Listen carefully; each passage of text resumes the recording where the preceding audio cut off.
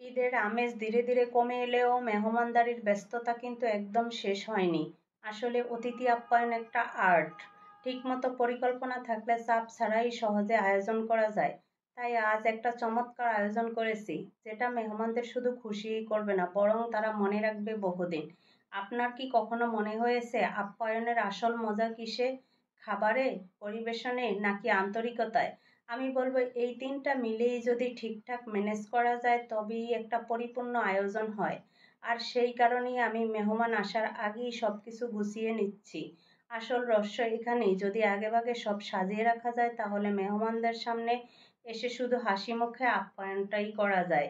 তো এবার একটু উকি দেই আমার আজকের টেবিলে। একদিকে হালকা মশলার চিকেন কাবাব, যেটা মসমসে কিন্তু ভেতরে নরম।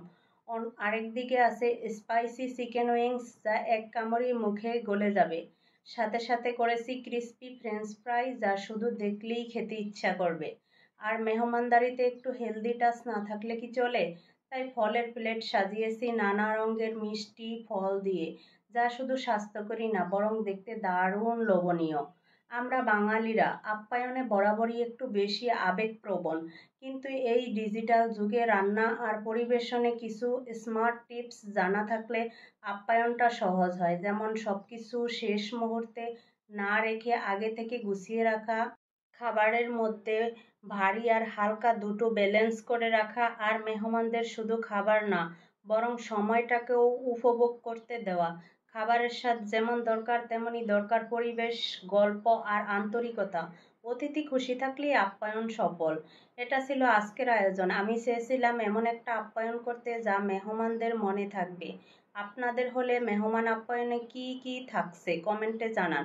আর আপনারা কেমনভাবে অতিথিদের খুশি করেন সেটাও শেয়ার করুন। আমাদের ঘরে অতিথি আসা মানেই শুধু খাবার খাওয়ানো নয়, বরং তাদের জন্য ভালোবাসার একটুখানি আয়োজন। খাবার তো যে কোনো জায়গায় পাওয়া যায়, কিন্তু সেই আন্তরিকতা, সেই যত্ন, এটাই তো আসল আপ্যায়ন। আজ যখন আমি সবকিছু সাজিয়ে একপাশে দাঁড়িয়ে দেখছিলাম, মনে হলো এই মুহূর্তগুলো আসলে কত মূল্যবান। মেহমানদের খুশি মুখ, হাসির আওয়াজ, টেবিলের চারপাশে জমে ওঠা গল্প, এসবই তো আসল সৌন্দর্য। খাওয়ার সময় সবাই যখন প্রশংসা করলো, ওরে এত সুন্দর করে কেমনে ম্যানেজ করলা, তখন মনে হলো হ্যাঁ, এই পরিশ্রম, এই পরিকল্পনা সবই সার্থক। আমাদের জীবনে ব্যস্ততার কমতি নেই, কিন্তু অতিথি আপ্যায়ন মানেই তো শুধু দায়িত্ব নয়, এটা একটা আনন্দের উপলক্ষ। ঠিক যেমন ছোটবেলায় মায়ের হাতের রান্নার গরম গরম প্লেটে উঠলেই আমরা খুশিতে লাফিয়ে উঠতাম, তেমনি আজ অতিথিরা খুশি হলে সেই পুরনো আনন্দটাই ফিরে আসে। আপনারাও নিশ্চয়ই এমন মুহূর্তের সাক্ষী হয়েছেন। মেহমানদারির গল্প, ভালোবাসা, গল্প সবই তো আমাদের জীবনের অংশ।